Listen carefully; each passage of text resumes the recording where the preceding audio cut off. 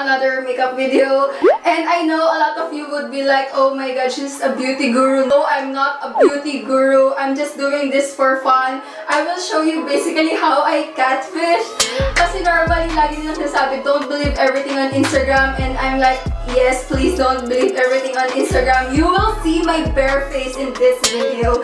And by the way guys, before all of that, this video is sponsored by Dermplus Philippines. They sent me all of their sunscreen products last week. I'm really excited kasi hindi ko pa na-try ibang products nila.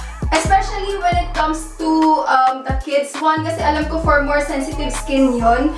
But I have been using their 130 SPF sunscreen. So if I would just pick one specific sunscreen, it would be that 130 SPF. Kasi guys, super sensitive na skin ko, and whenever like unting araw lang, sobrang nangingitim agad ako. So I have been using this for 2 years already. If you want to know more about Dermplus Philippines, everything will be linked down in the description.